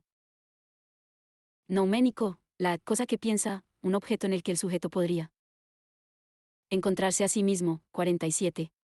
Desde luego, para Kant, lo mismo vale para todo objeto de mi experiencia, que siempre es fenoménico, es inaccesible en su dimensión nouménica. Sin embargo, con el yo el impasse se acentúa: todos los otros objetos de experiencia se me muestran fenoménicamente, pero en el caso del sujeto ni siquiera puedo obtener una experiencia fenoménica, puesto que estoy tratando conmigo mismo. En este caso único, la autoexperiencia fenoménica equivaldría al acceso nouménico, es decir, si yo fuera capaz de experimentarme a mí mismo como un objeto fenoménico, eo ipso me experimentaría a mí mismo como una cosa en mi identidad nouménica. El problema subyacente aquí es la imposibilidad de un sujeto que se objetive a sí mismo. El sujeto es singular y es el marco universal de este mundo, pues cada contenido que percibe es suyo, de modo que, ¿cómo puede el sujeto incluirse a sí mismo, contarse a sí mismo, en la serie de sus objetos? El sujeto observa la realidad desde una posición externa y es simultáneamente parte de esta realidad, sin siquiera ser capaz de alcanzar una visión objetiva de la realidad con él mismo incluido en ella. La cosa que acecha al sujeto es el mismo en su contraparte objetual o objeto. Hegel escribe: el sujeto se encuentra en la contradicción entre su totalidad sistematizada en su conciencia y la determinidad particular que, en esta, no es fluida y no está coordinada y subordinada. Ese es el trastorno del espíritu. Berructate, 48. Esto debe leerse de un modo muy preciso. La idea de Hegel no es sencillamente que la locura señale un cortocircuito entre la totalidad y uno de sus momentos particulares, una fijación de la totalidad en este momento en que se ve privada de su fluidez dialéctica, aunque algunas de sus expresiones pueda parecer que apunten en esta dirección. 49. La determinación particular que, en sí, no es fluida y se resiste a ser reducida a su lugar y puesto correctos, es el sujeto mismo, o, más precisamente, la característica, significante, que le representa, mantiene su lugar dentro de la totalidad estructurada, sistematizada, y puesto que el sujeto no puede siquiera objetivarse, la contradicción, aquí es absoluta. 50. Con esta fractura surge la posibilidad de la locura y, como lo expresa Hegel en términos protofoucaultianos, la locura no es un lapso accidental, una distorsión o una enfermedad del espíritu humano, sino que se inscribe en la constitución ontológica básica de un espíritu individual, puesto que ser humano implica estar potencialmente loco. Esta interpretación de la locura como una forma que acaece necesariamente o una etapa en el desarrollo del alma, naturalmente no debe entenderse como si estuviéramos afirmando que todo espíritu, cada alma, deba pasar a través de esta etapa de extremo desorden. Tal afirmación sería tan absurda como asumir que, porque en la filosofía del derecho el crimen se considera como una manifestación necesaria de la voluntad humana, entonces cometer un crimen es una necesidad inevitable para todo individuo. El crimen y la locura son extremos que el espíritu humano en general debe superar en el transcurso de su desarrollo. 51. Aunque no sea una necesidad fáctica, la locura es una posibilidad formal constitutiva de la mente humana, es algo cuya amenaza debe superarse si queremos emerger como sujetos normales, lo que significa que la normalidad solo puede surgir como la superación de esta amenaza. Esta es la razón por la que, como expresa Hegel un par de páginas después, la demencia debe discutirse antes de la conciencia saludable e intelectiva. Aunque tenga esa conciencia de mente como su presuposición. 52. Hegel evoca aquí la relación entre lo abstracto y lo concreto, aunque en el estado empírico de las cosas las determinaciones abstractas estén siempre ya insertas en un todo concreto como su presuposición, la reproducción conceptual o deducción de este todo debe progresar desde lo abstracto hacia lo concreto. Los crímenes presuponen el imperio de la ley, solo pueden ocurrir como su violación, pero deben ser en todo caso comprendidos como actos abstractos que son subsumidos a través de la ley. Las relaciones legales abstractas y la moralidad de facto están siempre inmersas en alguna totalidad concreta de costumbres, pero, no obstante, la filosofía del derecho debe progresar desde los momentos abstractos de legalidad y moralidad al todo concreto de las costumbres, familia, sociedad civil, Estado. El punto de interés aquí no es solo el paralelismo entre locura y crimen, sino el hecho de que la locura se encuentra en un espacio abierto por la discordancia entre el desarrollo histórico real y su captación conceptual, es decir, en un espacio que socava la noción evolucionista vulgar del desarrollo dialéctico como una reproducción conceptual del desarrollo histórico factual que purifica a este último de sus insignificantes contingencias empíricas. En la medida en que la locura presupone de facto la normalidad, aunque la preceda conceptualmente, se puede decir que el loco es precisamente un sujeto que quiere vivir, reproducir en la realidad efectiva del orden conceptual, actuar como si la locura también precediera efectivamente a la normalidad. Podemos ver ahora en qué sentido preciso los hábitos forman el tercer momento conclusivo de la tríada, su silogismo. En un hábito, el sujeto encuentra un modo de poseerse, de estabilizar su propio contenido interior, teniendo como su propiedad un hábito, no una característica real positiva, sino una entidad virtual, una disposición universal a reaccionar de cierto modo. El hábito y la locura deben por lo tanto pensarse conjuntamente. El hábito es un modo de estabilizar el desequilibrio de la locura. Otro modo de enfocar el tema es a través de la relación entre alma y cuerpo como lo interno y lo externo, como una relación circular en la que el cuerpo expresa el alma y el alma recibe impresiones del cuerpo. El alma está siempre ya incorporada y el cuerpo siempre está impregnado de su alma. Por una parte, lo que el alma en cuanto yo sentiente encuentra en ella es la inmediatez natural, en cuanto vuelta en ella ideal y apropiada para sí. Por otra parte, inversamente, lo que pertenece originariamente al ser para sí, es decir, tal como se ha profundizado más tiempo en sí mismo, es el yo de la conciencia y el espíritu libre, está determinado como corporeidad, Leiblichkeit, natural y, de ese modo, como sentido. 53. De modo que, por un lado, a través de sentimientos y percepciones internalizó objetos que me afectan desde fuera, en un sentimiento, están presentes en mí no en su cruda realidad, sino, idealmente, como parte de mi mente. Por otro lado, a través de los gestos faciales, etc., mi cuerpo inmediatamente da cuerpo a mi alma interior, que lo impregna completamente. Sin embargo, si esta fuera toda la verdad, entonces el hombre habría sido simplemente un prisionero de este estado de naturaleza. 54, moviéndose en el bucle cerrado de la transparencia absoluta que proporciona el reflejo mutuo de cuerpo y alma. 55. Lo que ocurre con el momento del juicio es que el bucle de este círculo cerrado se rompe no por la intrusión de un elemento externo, sino por una autorreferencialidad que pliega este círculo sobre sí mismo. En otras palabras, el problema es que, puesto que el individuo es solo lo que ha hecho, su cuerpo es también la expresión de sí mismo que él mismo ha producido. 56. Esto significa que el proceso de autoexpresión corporal no tiene un referente preexistente como su punto de anclaje, todo el movimiento es completamente autorreferencial, solo mediante el proceso de expresión, externalización en signos corporales, se crea retroactivamente el yo interior expresado, el contenido de estos signos, o como afirma concisamente Malao, la unidad psicosomática resulta de una autointerpretación independiente de cualquier referente. 57. El reflejo especular transparente de cuerpo y alma en la expresividad natural se convierte entonces en opacidad total. Que una obra se autosignifique implica que no hay un más allá de la obra, que ella es para sí misma su propio referente y que permite ver, al mismo tiempo que la interpreta, lo que ella interpreta, en el movimiento de una misma manifestación, lo espiritual solo a su forma espiritual al sujeto singular, el cual, a su vez, lo esculpe. 58. Lo que indica esta falta de toda garantía ontológica al margen del juego de la significación. 59, es que el significado de nuestro discurso y gesto siempre es acosado por el espíritu de la ironía. Cuando digo A, es siempre posible que lo haga para esconder el hecho de que yo soy no A. Hegel se refiere al bien conocido aforismo de Lichtenberg: si alguien dijera que obras como un hombre honrado, yo veo por tu figura que te constriñes y que en el fondo de tu corazón eres un granuja. 60. La ambigüedad es aquí total e indecidible, porque Lacan describe el engaño como algo específicamente humano, como la posibilidad de mentir bajo la apariencia de la verdad. Y por eso va incluso más allá de la cita de Lichtenberg. El reproche debería ser más bien: actúas como un hombre sincero para convencernos de que lo quieres decir irónicamente, y así ocultarnos el hecho de que tú realmente eres un hombre sincero. Esto es lo que quiere decir Hegel con su afirmación de que, de la individualidad, ese signo es tanto el rostro de la individualidad como la máscara de que se puede despojar. 61. En la fractura entre apariencia, máscara, y mi auténtica posición interior, la verdad puede estar tanto en mi posición interior como en mi máscara. Esto significa que, curiosamente, las emociones que expreso a través de la máscara, la persona falsa, que adopto, pueden ser más auténticas y veraces que lo que yo realmente siento. Cuando construyo una imagen falsa de mí mismo que me representa en una comunidad virtual en la que participo, en la interacción sexual virtual, por ejemplo, un hombre tímido a menudo asume la persona virtual de una mujer atractiva y promiscua. Las emociones que siento y finjo como parte de mi persona virtual no son simplemente falsas, aunque, lo que yo considero, mi auténtico yo no las sienta, no obstante son en cierto sentido, verdaderas.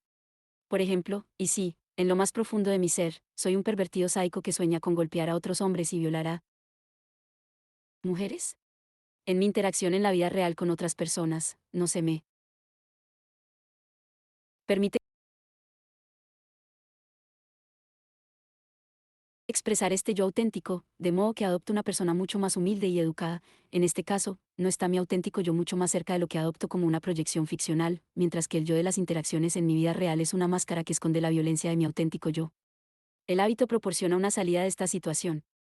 Como no como expresión auténtica del sujeto, sino localizando la verdad en la expresión involuntaria. Recordemos el tema recurrente en Hegel de que la verdad está en lo que dices, no en lo que quieres decir. Consideremos de nuevo el estatuto enigmático de lo que llamamos buena educación, cuando al encontrarme con un conocido, digo: me alegro de verte. ¿Qué tal estás hoy? Está claro para ambos que, en cierto modo, no lo quiero decir en serio. 62. Sin embargo, sería en todo caso erróneo etiquetar mi acto simplemente como hipócrita, puesto que en cierto modo quiero decir eso que digo. El intercambio educado establece una suerte de pacto entre los dos, en el mismo sentido en que yo me río, sinceramente, a través de las risas enlatadas, siendo la prueba el hecho de que efectivamente, me siento aliviado después de escucharlas. Esto nos trae una definición posible de loco como un sujeto incapaz de participar en esta lógica de las mentiras sinceras, de modo que cuando un amigo le saluda con un me alegro de verte, ¿cómo estás? Él está ya: ¿realmente te alegras de verme, o solo estás fingiendo? ¿Y quién te dio derecho a indagar sobre cómo me encuentro? La misma superposición de apariencia con verdad está a menudo en funcionamiento en la autopercepción ideológica.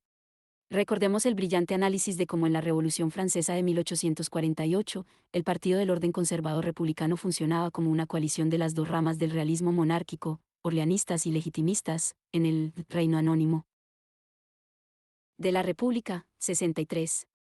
Los diputados parlamentarios del Partido del Orden consideraban su republicanismo como una farsa. En los debates parlamentarios frecuentemente incurrían en lapsus monárquicos y ridiculizaban la república para que se supiera que su auténtico objetivo era el de restaurar la monarquía.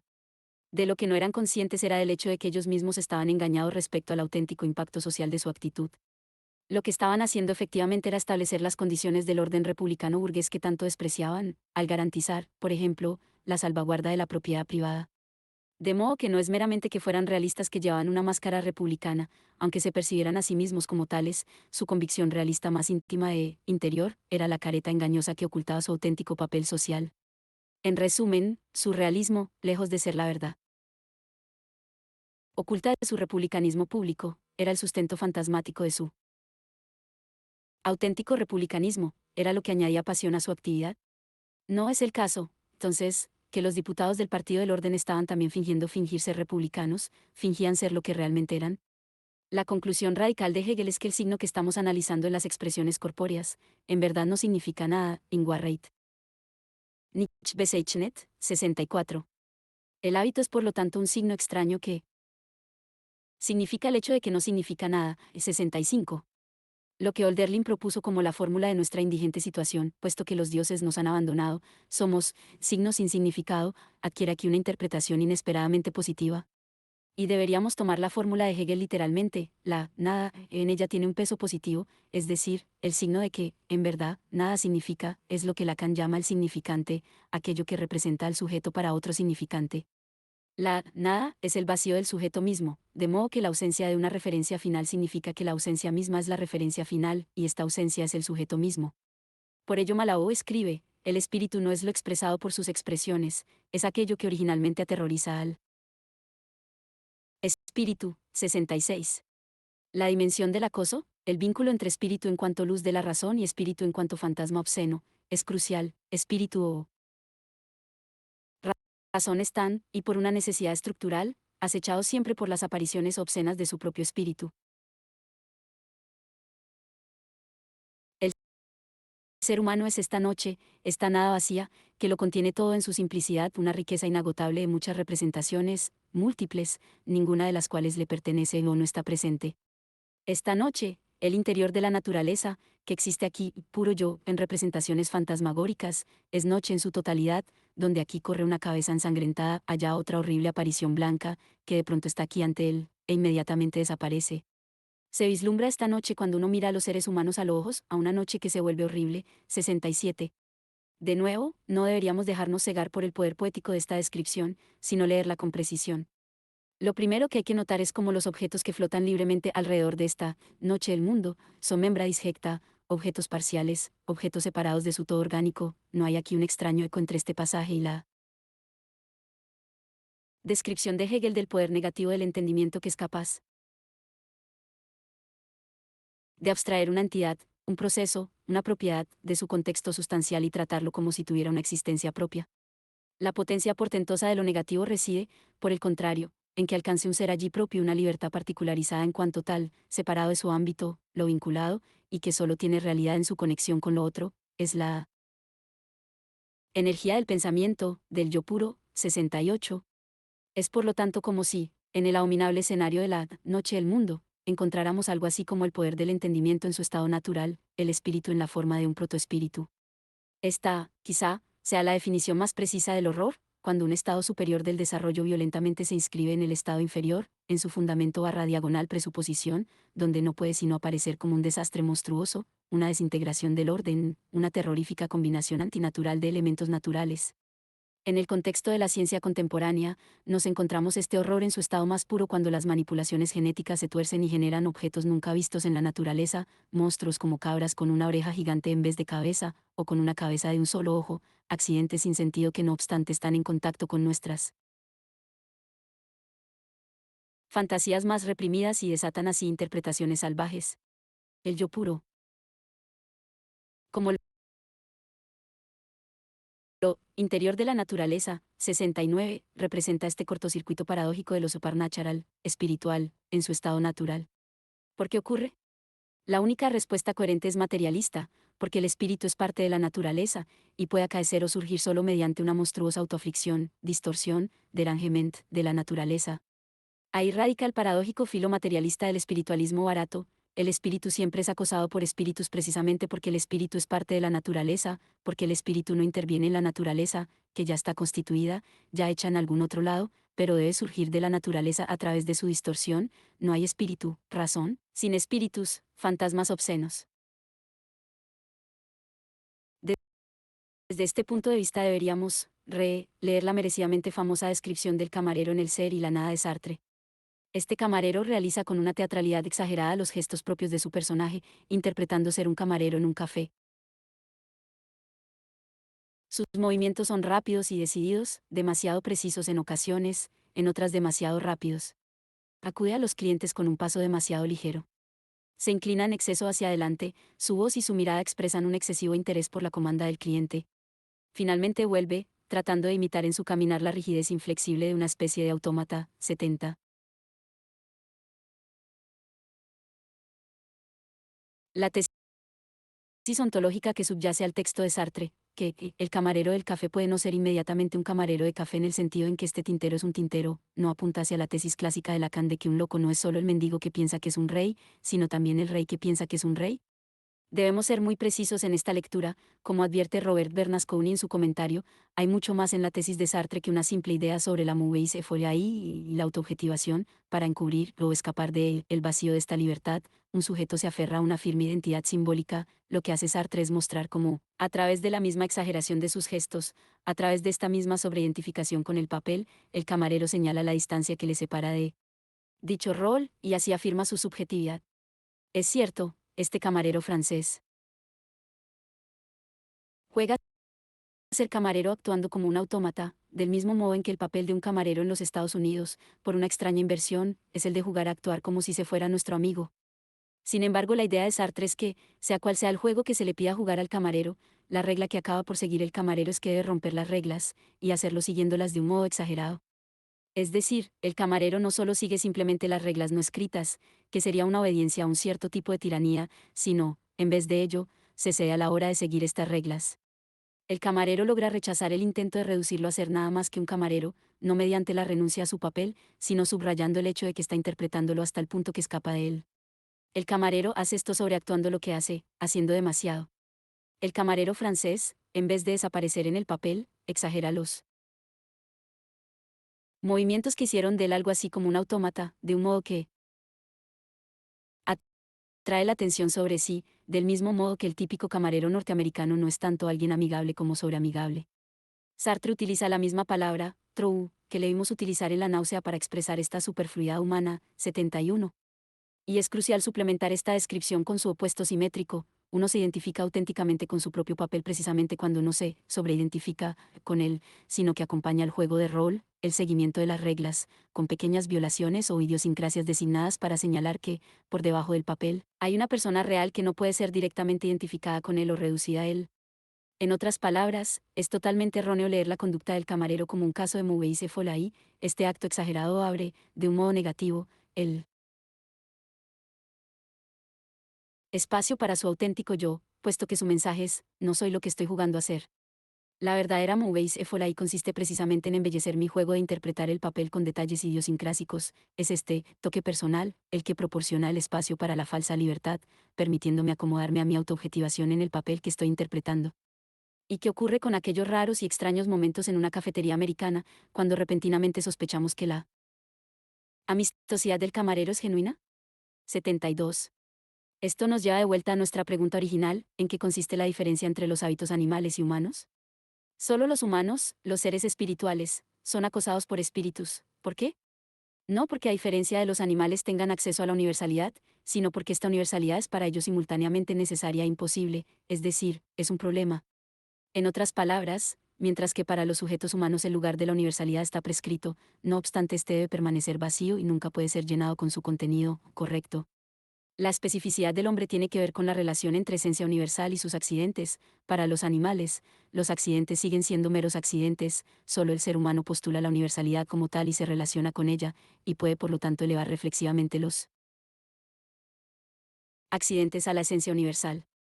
Esta es la razón por la que el hombre es un ser genérico, Marx por parafrasear la definición de Heidegger del Dasein, el hombre es un ser para el que su género es un problema para sí mismo, el hombre puede hacer presente el género, hasta el punto de que el hábito es el elemento imprevisto del género. 73. Esta fórmula abre un vínculo inesperado a la noción de hegemonía tal como es desarrollada por Ernesto Laclau. Hay siempre una fractura entre la universalidad del género humano y los hábitos particulares que llenan su vacío. Los hábitos son siempre inesperados, contingentes, accidentes elevados a una necesidad universal. El predominio de uno u otro hábito es el resultado de una lucha por la hegemonía, una lucha sobre qué accidente ocupará el lugar vacío de la universalidad. Respecto a la relación entre universalidad y particularidad que está presente en la contradicción de la condición humana, un sujeto humano percibe la realidad desde un punto de vista subjetivo singular y, simultáneamente, se percibe a sí mismo como incluido en esta misma realidad como una parte, como un objeto en ella. Esto significa que el sujeto debe presuponer la universalidad, hay un orden universal, alguna suerte de gran cadena del ser, del que él es parte, mientras que, simultáneamente, para él es siempre imposible llenar completamente esta universalidad con su contenido particular, armonizar el universal y el particular, puesto que su aproximación a la realidad está marcada para siempre, coloreada, torcida, distorsionada, por esta perspectiva singular. La universalidad es siempre simultáneamente necesaria e imposible. El concepto de la clau de hegemonía ofrece una matriz ejemplar de la relación entre universalidad, contingencia histórica y el límite de un real imposible, y habría que tener siempre en cuenta que estamos tratando con un concepto distinto cuya especificidad es a menudo desconocida, o reducida a alguna vaga generalidad cuasi gramsciana, por aquellos que se refieren a ella.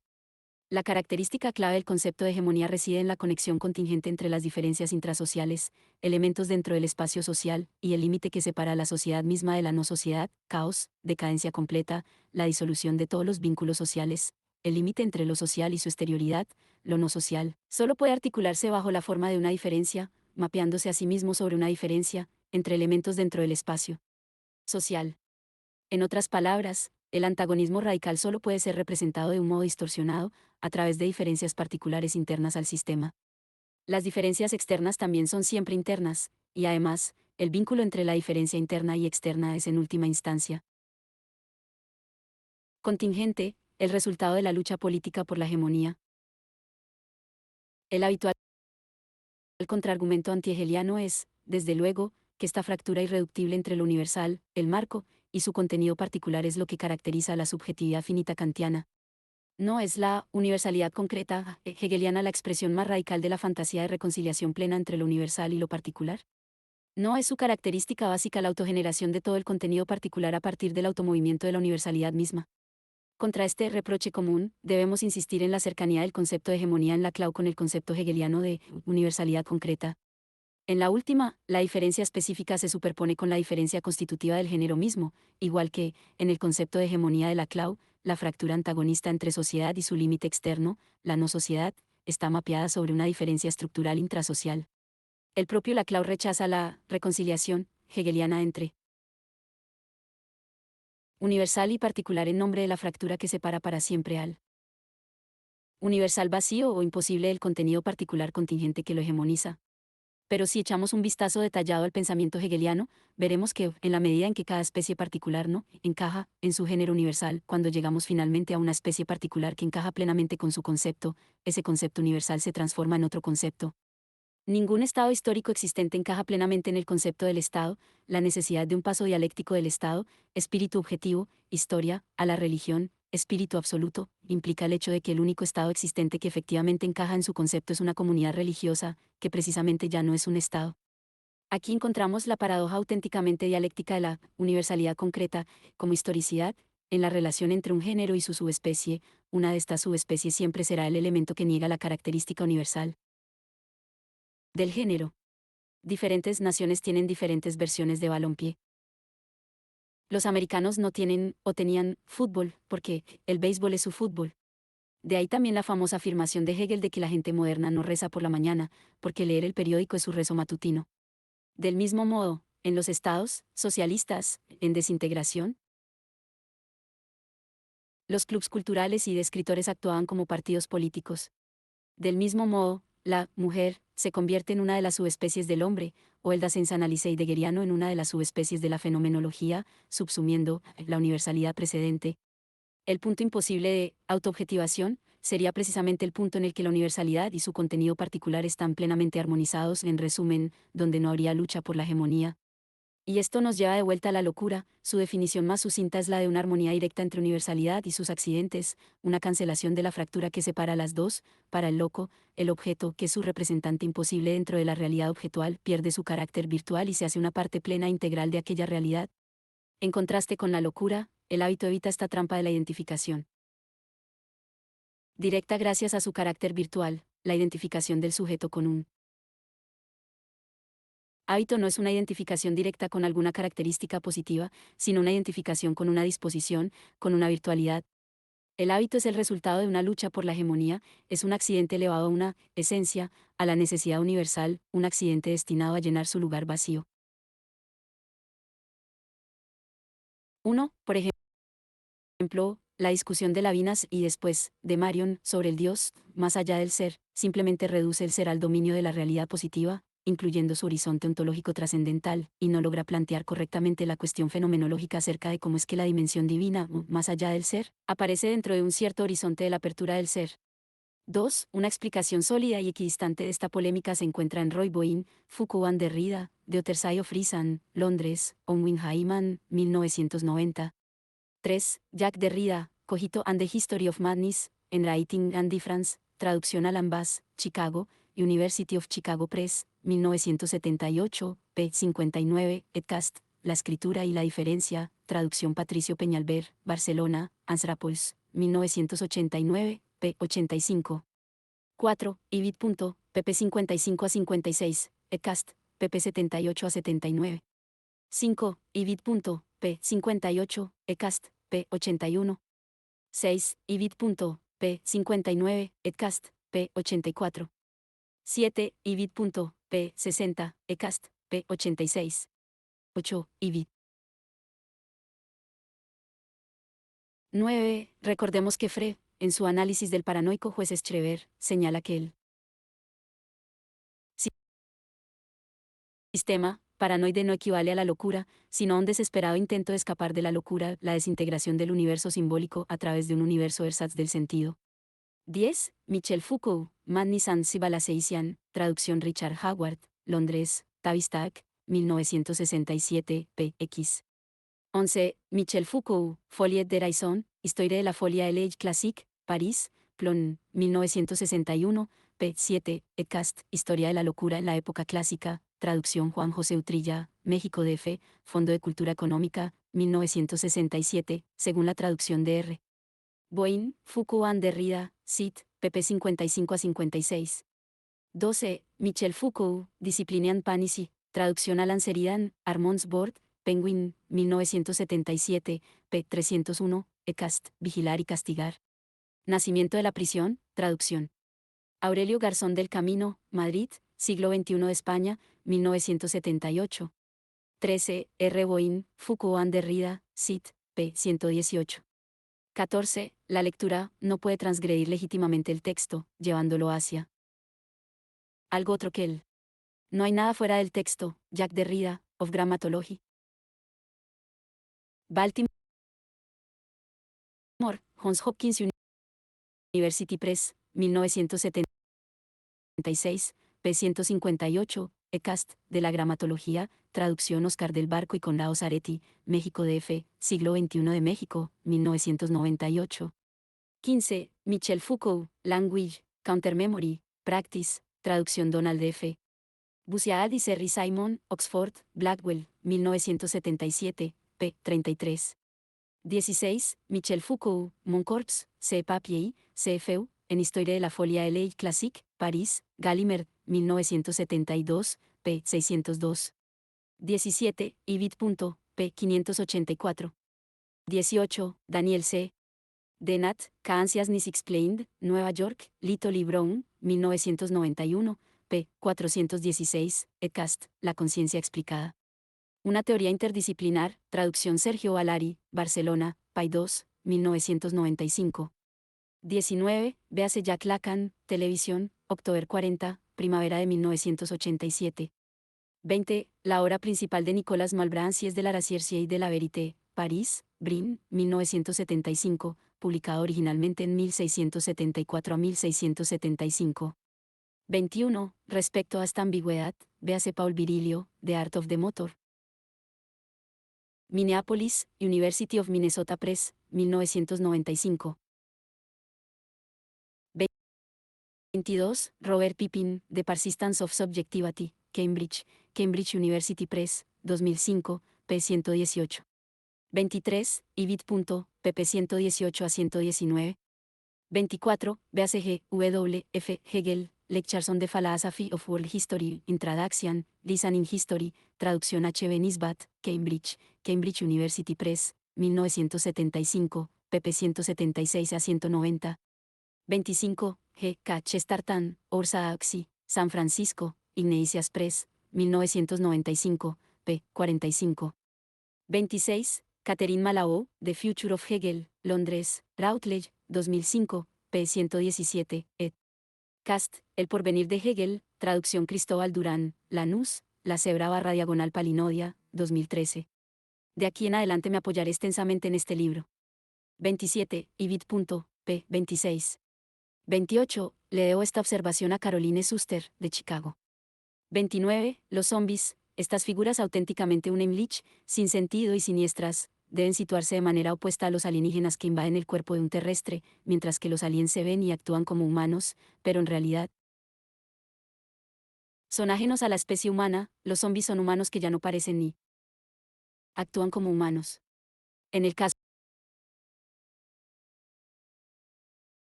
de un alienígena, sin embargo, repentinamente somos conscientes de que alguien cercano a nosotros, esposa, hijo, padre, ha sido colonizado por un alienígena. En el caso de un zombie, el shock está en el hecho de que esta extraña criatura es alguien personalmente cercano a nosotros. 30. Hay, no obstante, una gran diferencia entre los movimientos lentos y autómatas, como de zombies, y la sutil plasticidad de los hábitos, su refinado saber hacer. Sin embargo, los hábitos surgen solo cuando el nivel del hábito se ve suplementado por el nivel de la conciencia y el discurso. Lo que proporciona el ciego comportamiento zombie es, por decirlo así, la base material para la refinada plasticidad de los hábitos, la materia de la que están hechos estos mismos hábitos. 31. G. W. F. Hegel, Philosophy of Mind, traducción William Wallace, adiciones, traducción A. V. Miller, Oxford, Clarendon Press, 1971, párrafo 410 observación. 32. Ibid. Párrafo 410. 33. Alain, Ides, Introduction a la Philosophie, París, Flammarion, 1983, p. 200. Según la traducción en C. Malao, The Future of Hegel, Cit. p. 36, Edcast, p. 75. 34. G. W. F. Hegel, Elements of the Philosophy of Right, traducción H. B. Nisbat, Cambridge, Cambridge University Press, 1991, p. 195, párrafo 151. 35. G. W. F. Hegel, Philosophy of Mind, párrafo 410 adición, versión castellana parcial, Enciclopedia de las Ciencias Filosóficas, traducción R. Valsplana, Madrid, Alianza 1997, p. 466. 36. G. W. F. Hegel, Philosophy of Mind, párrafo 410 adición, Edcast. Cit. pp. 464-465. 37. C. Malao, The Future of Hegel, Cit. p. 75. 38. Ibid. p. 70. 39. Ibid. pp. 70-71, Edcast. Cit. p. 139. 40. Ibid. p. 76. 41. Ibid. p. 75. 42. Ibid. p. 57. 43. Félix Rabaison, de l'Habitude, París, Fayard, 1984, p. 10, según la traducción en C. Malao, The Future of Hegel, Cit. p. 58. 44. C. Malao, The Future of Hegel, Cit. p. 32. 45. G. W. F. Hegel, Philosophy of Mind, párrafo 407, Edcast, Enciclopedia de las Ciencias Filosóficas, traducción R. Valsplana, Madrid, Alianza 1997, p. 461. 46. C. Malao, The Future of Hegel, Cit. p. 35, Edcast, p. 74. 47. Extrajo gran utilidad, demasiada, de su observación respecto al hecho de que, en la introspección, todo lo que percibo en mí mismo son mis ideas particulares, sensaciones, emociones, nunca mi propio yo. 48. Según la cita de C. Malao, The Future of Hegel, Cit. p. 35, ECAST, p. 74, traducción modificada a partir de G. W. F. Hegel, Philosophy of Mind, párrafo 408. 49. No es la fijación paranoide un cortocircuito similar, en el que la totalidad de mi experiencia se fija, de modo no dialéctico en un momento particular, es decir, en la idea de mi perseguidor?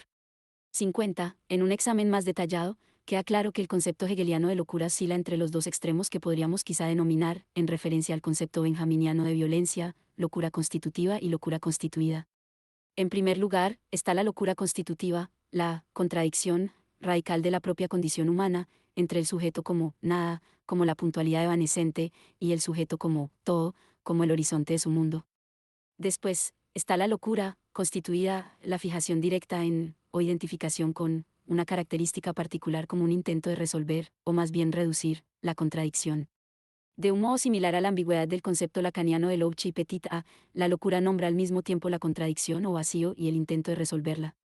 51. G. W. F. Hegel, Philosophy of Mind, párrafo 408 edición. 52. Ibid. 53. Ibid. Párrafo 401. Traducción modificada según C.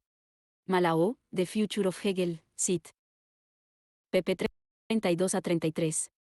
54. C. Malao, The Future of Hegel, Cit. p. 67.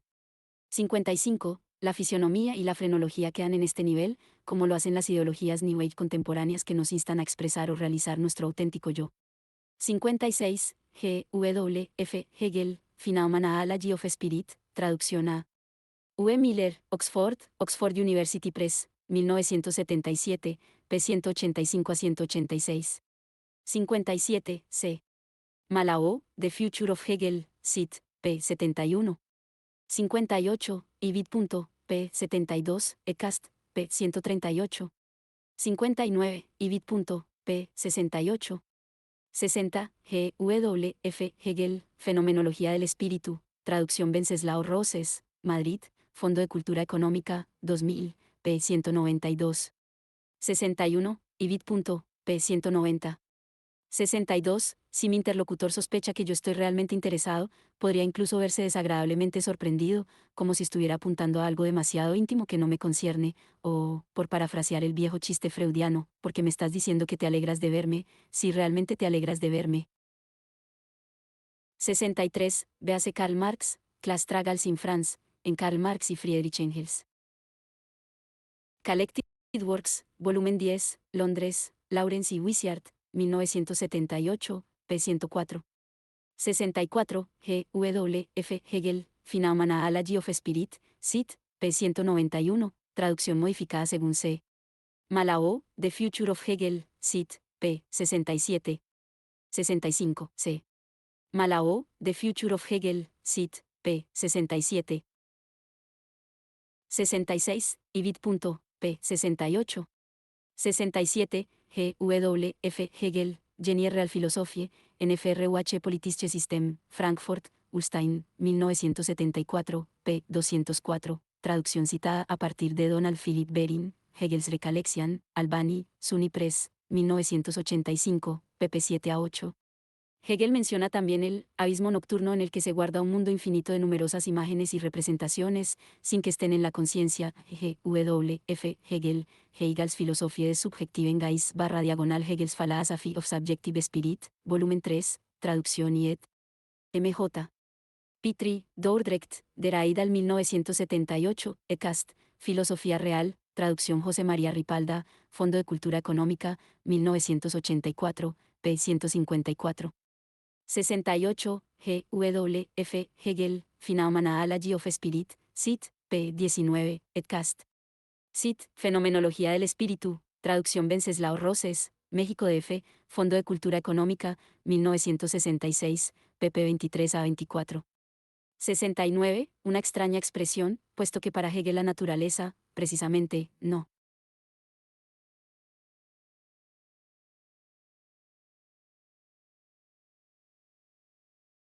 Tiene interior, su estatuto ontológico es el de la externalidad, no solo externalidad.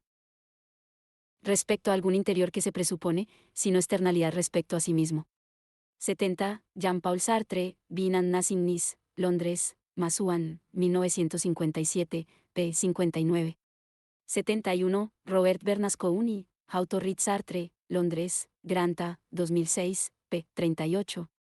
72. Sartre también llama la atención sobre una distinción crucial entre esta suerte de interpretación de un papel y la interpretación de un personaje en el teatro, donde el sujeto meramente imita los gestos de un camarero para el disfrute de los espectadores o como parte de una performance preparada, en clara oposición a la imitación teatral. El camarero que interpreta al ser un camarero realmente es un camarero. Como dijo Sartre, el camarero realiza la condición de ser un camarero, mientras que un actor que interpreta a un camarero sobre el escenario se ve irrealizado en su papel. En términos lingüísticos, lo que explica esta diferencia es el estatuto performativo de mis actos. En el caso de un actor, se suspende la eficacia performativa. Un psicótico es precisamente aquel que no ve, o, más bien, siente. Esta diferencia, para tanto el camarero real como el actor simplemente están interpretando un papel. 73. C. Malao, The Future of Hegel, Cit. p. 74.